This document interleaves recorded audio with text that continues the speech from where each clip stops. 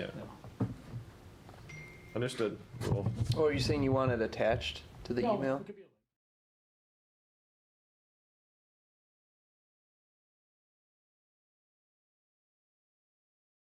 Alderman, right? Go to my city.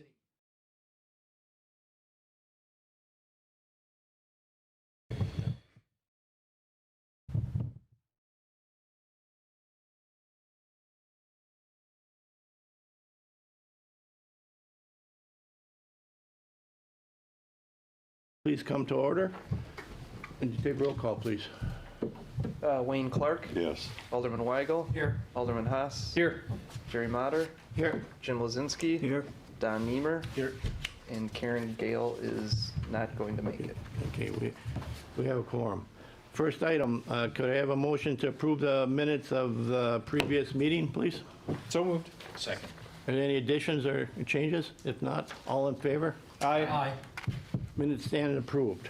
First item on the agenda is the public hearing. I, Gerald Meyer, Chairman of the Community Development Authority. The notice of the hearing will now be read. Public hearing to consider the Community Development Authority of the City of West Allis, U.S. Department of Housing and Urban Development, Section 8 Housing Choice Voucher Programs Annual Plan. We are seeking public comment and consideration of changes to the Community Development of City of West Allis Annual Plan. Mr. Chair, what this is under this public hearing is fulfilling a federal requirement that if we make any changes to our typical annual plan, that we have to post it, which we have done in the paper, and leave it open for public comment for a period of 30 days. We are coming near the end of this, and we're having the public hearing tonight as part of that federal process. The big change that's in here is we added family self-sufficiency. You might recall we partnered with Lutheran Social Services, or we contracted with them using our Section 8 Housing Choice Voucher Program.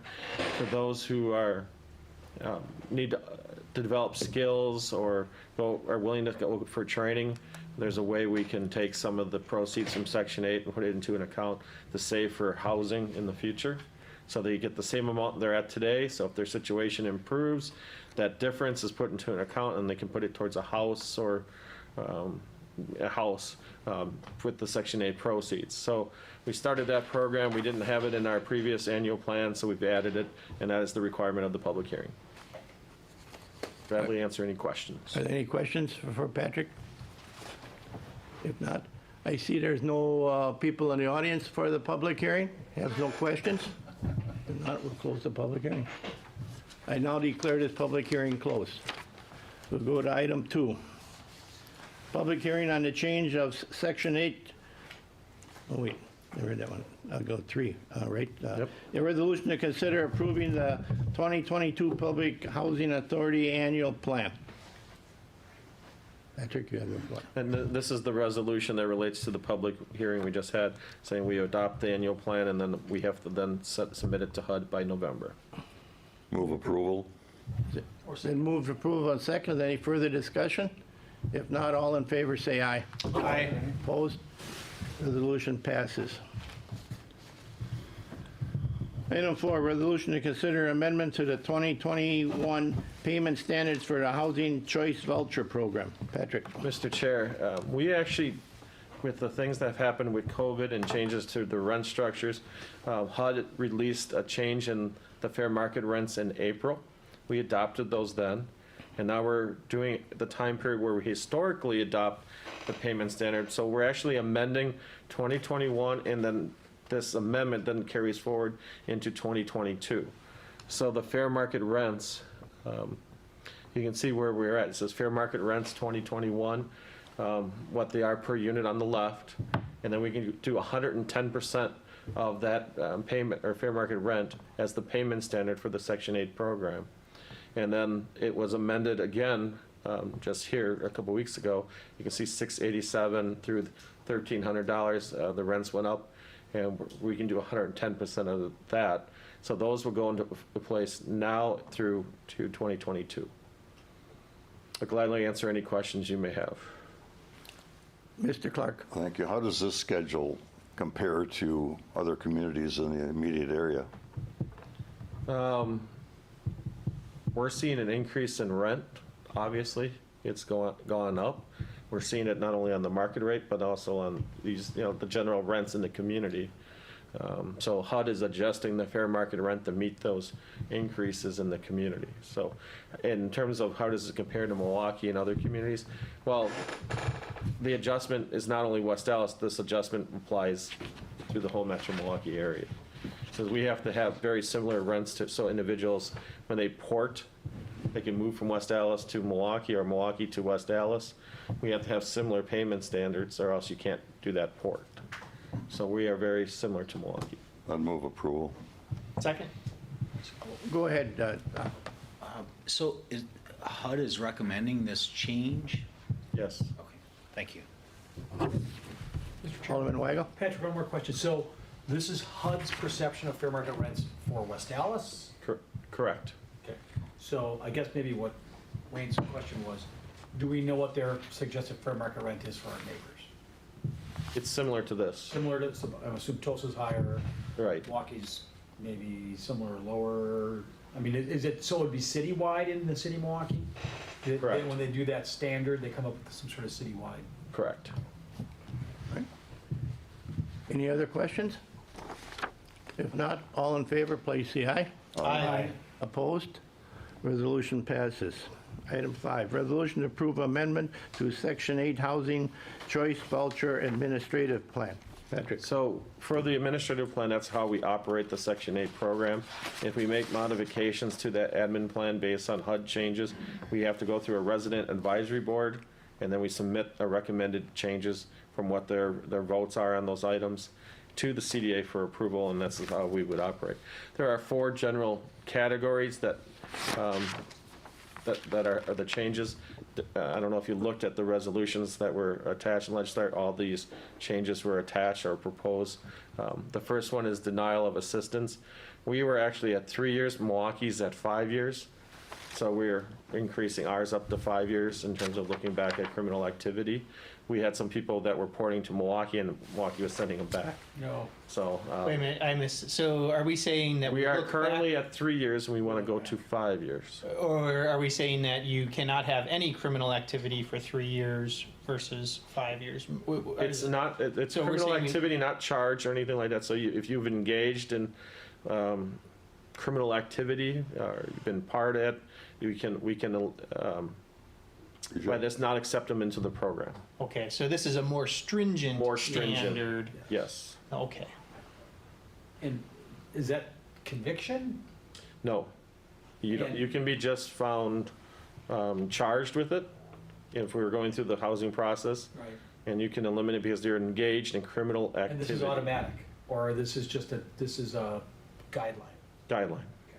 So if someone's, I mean- if someone's been really good on all sorts of other, and we can be very helpful to them. Right. They'd be a good fit in the community, we could still. Yes. Well, and I guess honestly, it's shocking now what's passing now in the community, and no one seems to care. So- Correct.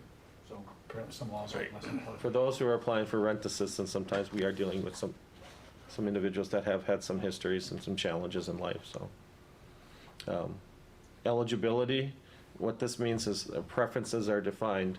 When we did open enrollment, we had homeless as a preference, and this is defining that per HUD's guidelines. Homeless is that you have been registered in a homeless management information system, that you've been in contact twice with different homeless entities, and so you're in a system. You can't just say, I'm homeless. So in order to get the preference. So we've modified some of the definitions of eligibility. Selection method, this is something that we want to be clearer on as operation. This is from our team.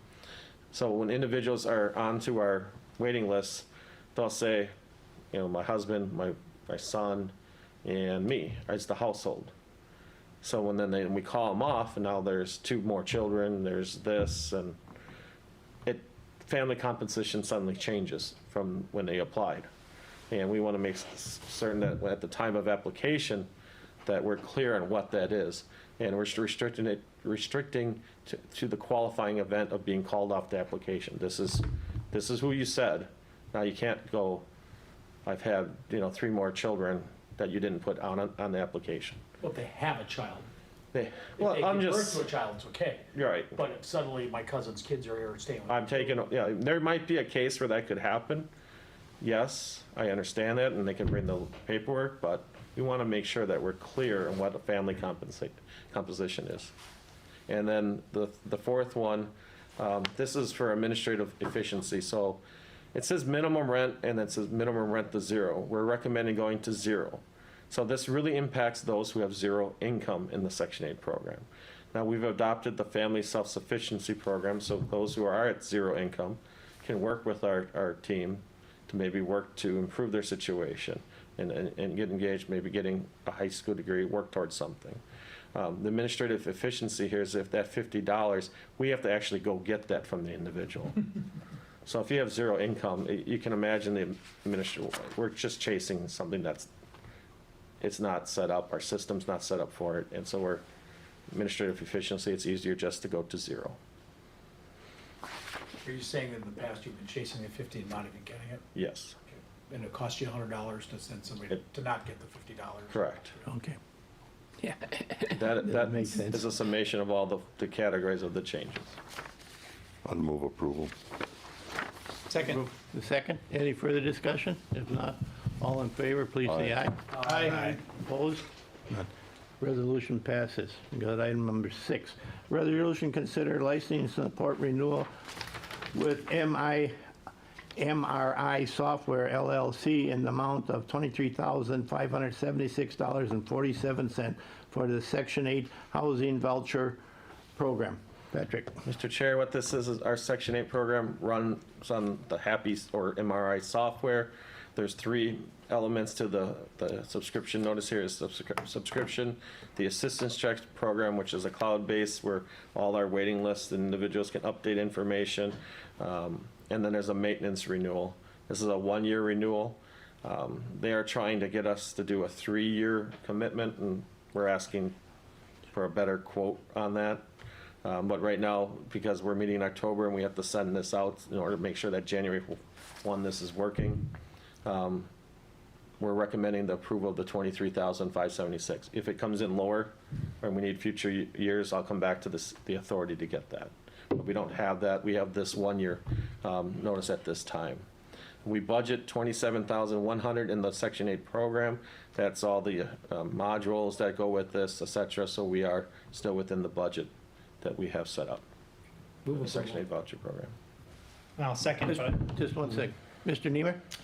Is this the new program that we implemented? This is a number of years ago. We implemented Happy software, which allows us to do more lottery systems, all on online type of waiting list reporting, et cetera. It's a very efficiency program. A new kiosk in or something? Yes, well, the kiosks are separate. Yeah, It's a but this separate runs through the This is kiosks. the software that you can log into from the kiosk, Yeah, yes. we tried something different Yes, not too long yes. ago. But this is our reporting, how we report everything to HUD, everything that we keep track of, how we work with individuals. So it's essentially paperless. The only time we really get paper is when we call people off the waiting list and they have to bring in their taxes and they have to bring all their, we scan it all into the system, so. All right. Mr. Clark? Thanks. The current license that we're under, what are we paying? It went up $3,000. I think we were at 21.2, and then it went up to 23, less than $3,000. That seem reasonable? Yes, and to make a change and go out for RFP for that amount, it would be, I mean, there are a few other modules out there, but to get that all approved by January would be hard. By next year, maybe we can start looking. But we're happy with the way MRI is working, Thank you. so. yeah. I know. I say Happy. Happy was the software, and then they switched to MRI, so I'm stuck in Happy. It's a good place to All right. be. So it's no longer happy. Well, it's funny because some documents come with Happy on it yet, so I think they're still figuring out how they merged everything. So Okay. All in favor, please say aye. Aye. Opposed? Resolution passes. Item number 7, resolution to consider allocating Section 8 choice voucher COID funds to Beloit Road Senior Housing Complex in the amount of $15,400.06 for updating the Wi-Fi services. Patrick, you have the floor. Yeah, Mr. Chairman, we received around $76,000 and 2 pots of COVID funds, so it was, I think, close to 140 at the end of the day. You might recall the kiosks we bought with those, some of the COVID funds that we had. It's Section 8 COVID funds for administrating the program. So Beloit Road is a project-based property where we have a number of Section 8 individuals living, and the Wi-Fi has failed. And with COVID and people going more online with medical, doing prescriptions online, et cetera, we checked with HUD, and they said, yes, you could use your Section 8 admin money to update the Wi-Fi at Beloit Road. So I'm asking for tonight an allocation approval of $15,400 to improve the Wi-Fi at Beloit Road. Mr. Clark. Thank you. And why isn't the organization we hired to run this place paying for this? Well, one, we have this money, and we have to turn it back before the end of the year if we don't use it. 2, Beloit Road's budget is very tight in terms of operating as a facility. So this provides some relief to that issue. The group that we hired is just for managing the property. So they'd have to go out and contract somebody to do it, and we end up paying more. We're going to pay for it anyways, Beloit Road, out of the rents that are achieved from the property. So this is helping save money for Beloit Road. Do we contract this or do this internally? It will be contracted out by Ogden, but we're allocating the funds to the property to do it. And is this Wi-Fi just for, or are we running maybe security cameras on this Wi-Fi system also? So it supports Yes. building security and all that? Yes. Okay. And the fob system. Alderman Gross. Are we still responsible for maintaining this Wi-Fi? Because I know it went out about 4 years ago, and most of the stuff is up at the water tower, is my understanding. Are we still responsible for No, all that was that we were trying to do that way. We've gone away from that. This is the facility itself has its own Wi-Fi system. Okay, but you know what I'm talking about? It was Yes, up at we the were- water tower, and We were trying to provide free internet. Up there because it was so cold, and We were trying to provide free internet to Beloit Road and access that way, but right now, some have gone to get their own spectrum and things like that. But there are multiple things where this helps individuals as well as the complex. Move approval. Second. Been moved approval and second. Is there any further discussion? If not, all in favor, please say aye. Aye. Opposed? Ayes have it, resolution passes. Number 8, resolution amending contract with Rambo Environment for proceeding professional environmental service for the properties located at 6749 West National Avenue, which is located within the 68th and Mitchell Street redevelopment area, TIF number 14, in the amount not to exceed $21,500. Patrick? Mr. Chairman, this amount is related to, if you recall, the parcel that you can see here, the Perfect Screw building in front. There are some environmental impacts and the soil has to be managed. And we agreed to reduce the price to help counter those environmental costs. Well, someone has to verify and contract to make sure that's done accordingly to the DNR. And so this is to have our consultant to verify. It'll probably come in cheaper than this. We just don't know how many hours that's necessary to get done. But somebody has to provide the tickets and where dirt goes, et cetera, to the DNR. And this is to get that element of that done. We are still waiting on the closing on this property for the record. SBA has the environmental documents on their desks, and we wait. I've reached out to the group that does the 504, and they've reached out to the attorney, and she said within 48 hours of last Friday that she would have her review. We have not heard anything yet. So we should anticipate closing very soon. I move approval. Second. Been moved approval and second. All in favor, please say aye. Aye. Aye. Opposed? Ayes have it. Mr. Clark, I'm sorry. Yeah, thank you. Patrick, on something like this, whenever the final bill comes in, would you report out to us Sure. what that was? Sure. Or what that is? Yeah. Thank you. Okay. We'll go to item number 9, resolution to consider submittal of a FY 2022 U.S. EPA Brownfield Community-Wide Assessment Grant application for $500,000. Patrick? There's an opportunity for the city to apply for EPA brownfield funds. We've been successful with this in the past. The last couple of years, it's been a little challenging. We haven't received any, but there's an opportunity here to apply again. There, you can see some of the sites that we have in consideration. I did mention the Teledyne and Coakley site. That can be used to help do environmental investigation on the site. So these are the few that we discussed that we would put into our application. There is no match requirement, and it's to do an assessment of a property. So they'll do phase 1, phase 2 site investigation. Where's the plate engineering site? That is by 61st, right, 62nd and Beecher, or Burnham, Burnham. right across from From Unit Drop Oh, Forge. okay, yeah. Yeah, where they ripped it Oh, down. east of Unit Drop One? Yeah. Yeah, it's kind of a big. Alderman Grove, you have a question? I'm guessing that's supposed to be 76 and Hicks? Yeah.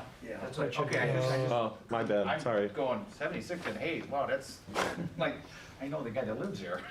Yeah, right. We've Nope, had that not before. I used to live Okay, there. that's what I thought. Maybe I should have put John's address up there on Hayes out there, right? Spilled something from his chemistry stuff. Move You go to approval. chemistry again. Has this been approved? Yeah, Mr. Clark approved it. Do we have a second? I'll second. All in favor, please say aye. Aye. Opposed? Resolution passes. Item, So what this one is to submit the application. So Yep. The next one This is is, asking for the money. right, right, for permission to submit an application. right. No problem. Item 10, resolution to consider authorizing and directing the executive director to enter into a contract amendment with Rambo Environment for providing grant writing services related to the United States Environmental Protection Agency, US EPA FY 22 brownfield grants in the amount not to exceed $4,500. Patrick? This is a group we've worked with in the past, we have been successful in applying.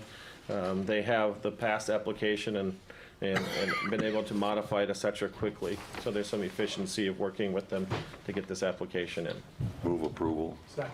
Been moved for approval and second. Any further discussion? If not, all in favor, please say aye. Aye. Resolution passes. Opposed? I forgot that, sorry. So, Mr. Chairman, items 11 through 14 are in closed session. All right. You want to do 15? Can we just do that in open session? No? I prefer to go into closed Okay, session. Yeah. then we can close the door. You want to go to item 15 or Yeah, hold? we'll do 15 Okay, quick. we're going to go to item 15, consider relative to report on initiatives and redevelopment initiatives. Patrick? I'm going to have Sean outline these items. Thank you. This is just some brief updates as we run through these items. 68th and Mitchell, the former Kearney Trekker building. We are working with the Whitico Development Corporation on sort of the next steps in the process of redeveloping this into a venue, a food hall, community space, and such. And so as part of that, their next step is to put together plans, and so they've begun that process. And the other part of it is finding a lender and then different financing opportunities. We've met with the EDA about potential opportunities that way, and then we've also met with a few different lenders, one of which this caught the attention of, and so they're going to be meeting with that bank shortly. And then we also are working on the new market tax credit end of it, working through fire, and then hoping to attract another potential new market tax credit entity. So it's progressing nicely. The next steps that the city may see as far as agendas go and things like that are hopefully a plan commission submittal by the end of the year, and likely for like a January, February-ish, depending upon the quality of the plans when we get them. So hopefully moving forward. Kind of an exciting project, and one that'll be nice to see in someone else's hands. The CDA still owns the property. The CDA still owns it, and yeah, exactly. And Sean, you mentioned the EDA that you're working with. What's the EDA? So the Economic Development Administration, it's under the Department of Commerce, the U.S. Department of So the Commerce. feds. Feds. Okay. We reached out to the regional representative with the developer. There are funds available. More of a broader scope might be better of an application versus one property. EDA invested, I think, $500,000 into the Milwaukee public market. And they're also looking at doing that in Madison, maybe even more. But the difference with those is those are owned by nonprofits. This is a private for-profit entity. So we're looking at a way to how to structure this that could benefit the broader area of this neighborhood. So one of the things might be is there's a parking lot that's located kind of southeast.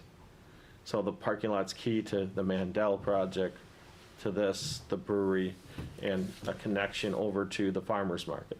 So maybe it's an infrastructure grant that we work on under the EDA. So we're looking at all those nuances to figure out how we can get it to fit the program. It's a political, they have double the budget than they normally have, so it's an opportunity to explore to reduce our public costs into the project, so. Absolutely. And you said they put a $500,000 into the Milwaukee public market? I believe it was that That amount. would have been years ago. Yes, So that was at the front end of the project. yes. They're known to put money into industrial parks. That's one thing for communities, that put in all the infrastructure, and then you sell off the lots. And then it's by RFP or a broader reach, versus like we've picked our developer already. Yeah. So in that case, it works, and that's the way it was outlined to us, so. But they, like I said, they do have some sizable grants that they can go as high as 7 million. But you would have to have a significant, like, research complex or something where the EDA would want to be involved in something like that, significant job creation.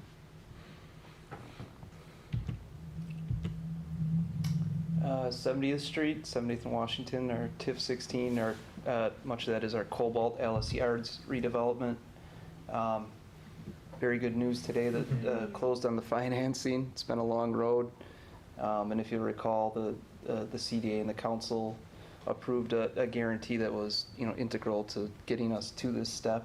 And, getting construction going is going to be huge. And the further along it gets, the less of a burden that guarantee becomes. So, overall, the hotel at this location, great for the downtown.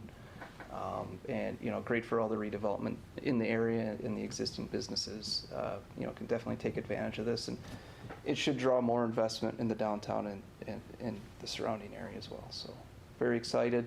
You can see up here the ribbon cutting is on Monday. Groundbreaking. Sorry, the groundbreaking's on Monday. I got ahead of myself. Yeah. 3 p.m. The pictures from this morning. Oh, yeah. 3 p.m. on Monday. So I hope you can attend. We did put a big list together, invited. If you don't receive an invite, please let me know. We definitely would like you there.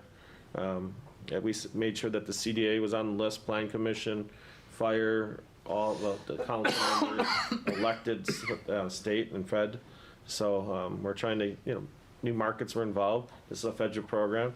Want to make certain that people are invited to this groundbreaking. It's important to the neighborhood. Did anybody get an invite yet? Just out of curiosity. I did. Okay, I was just checking. I didn't know if they did. I think Wayne's got a strong filter on his Did we invite emails the or bid? something. I believe we're making sure that they're invited tomorrow, so. When did it go out? I think it went out last week. Yeah, I don't believe I did. I Okay. won't be in town at 10. Okay. And they did not require an RSVP or whatever that's worth. Sometimes they do for those, sometimes they don't. Do you believe, I'm just taking a poll, of the aldermen that are here, are you going to be in attendance? I'll be I there, should be, yes. Okay. Gotta notice it. I just got to put a notice out for that. You can wear disguise. 6610 West Greenfield Avenue continues to progress, hoping to be open within the next few weeks. It's looking really nice inside and outside, the signage up, and they continue to plug away. We're very excited about this. Obviously, still You can see the old picture up there. It's the old Alice Chalmers payroll office that then the city came in and purchased to help sort of save the building and find it. CDA did. The CDA purchased, and so we found a good user for it, and it's nice to see the progress. And we assisted them finding a bank, assisted with some loans, and it's a second project for an entrepreneur that invested in Capri and now is moving on to their second restaurant. So very exciting project. And Per the email I just received like an hour ago, that they plan to open in November, Oh. and they're gonna have a test opening here in October. Yeah, and I'm glad you guys brought that up, and that refreshed my memory. There was a buyer who wanted to tear this down and put an oil change joint on that location. Right. And we actually, Much better. right after Chris made the offer, the dentist that opened on 71st and National gave an offer on the property as well. But He found a spot, we found him a spot. That's So, and I know their liquor license was issued today too, which is Great. usually last. For the dentist? Yeah. I haven't heard Nitrous anything on oxide's gotten occupancy. expensive. I think it's in, but I haven't We believe the occupancy's in, so. applied for it. Yeah. I'm not sure its status. It's a nice looking building on 71st. Did a nice job. Yep. Demolition permit was applied for mortar castings, but we have not received the plan commission submittal that has to align with that. So it's kind of in a holding status until we get those plans. So in other words, they applied with no plans. So they have to show us when I say as-built, when you tear it down, it's an as-built status, once the building's gone, what does this look like? How is it graded? Is there any landscaping? So we have to look at all that. We have not received that, and I have emailed the owner regarding that, so. So Patrick, I know we had a problem on 76th and Hicks, where a building was demolished, and it took a period of time to bring it back into the presentable shape. And in that time, it was deemed that it was no longer hardscape, it was green space, and that affected issues. I just want to make sure we're not getting, this is going to develop quickly enough that we're not going to run into that? Or we're pretty I can't sure? guarantee that. Guarantees? Because we're going to require them to, when they're done, be, I assume, erosion-proof and dustless, right? It'll have to be sodded or seeded in some form, or retaining walls maintained, and so that's not a dust and Right. mud mudding up the street, so. And we'll see how the DNR reacts to. I just hate to see the DNR say, well, it's been 3 whole weeks and you haven't done anything with it yet. Now, so- Well, what I mean by that, the DNR would require that it be capped. Because of the Oh. potential, I don't know, I don't We don't know know the yet. environmental condition of the property, but sometimes when you do demo and the DNR sees things digging up, they want to make sure that the site is capped, or they ask you to do an investigation. I'm unaware of the owner doing, testing or anything.